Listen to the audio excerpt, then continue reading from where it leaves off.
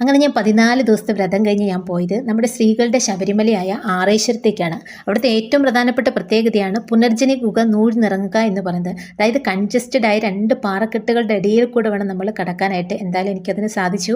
അതിനുള്ള അവസരം ഭഗവാൻ തന്നു. കാരണം ശരിക്കും വ്രതം എടുത്തിട്ട് മാത്രമേ അതിനുള്ളിൽ കടക്കാൻ പറ്റുള്ളൂ. ആ കടക്കുന്ന ആ ഒരു സമയത്ത് നമ്മുടെ ശരീരവും മനസ്സും എല്ലാം ഭഗവാനിൽ അർപ്പിച്ചിട്ട് നമുക്ക് കടക്കാൻ വേണ്ടി പറ്റുള്ളൂ. ആ ഒരു ഇതിൽ കൂടെ കടമ്പയിൽ കൂടെ കടക്കുമ്പോൾ നമുക്ക് വല്ലാത്തൊരു എക്സ്പീരിയൻസ് ആണ്. എനിക്ക് ലൈഫിൽ എപ്പോൾ ഒരു മെമ്മറബിൾ ആയിട്ടുള്ളൊരു മൊമെൻ്റാണ് എനിക്ക് അന്ന് കിട്ടിയിരിക്കുന്നത്. എന്തായാലും അതിനുള്ള അനുഗ്രഹം ഭഗവാൻ എനിക്ക് തന്നു. ഈ ക്ഷേത്രം വരുന്നത് തൃശ്ശൂർ ജില്ലയിലാണ്. തൃശ്ശൂർ ജില്ലയിലെ കോടശ്ശേരി മലയിൽ കൊടക്കര വെള്ളിക്കുളങ്ങര റൂട്ടിൽ വാസുപുരത്താണ് ആറേശ്വരം ക്ഷേത്രം വരുന്നത്.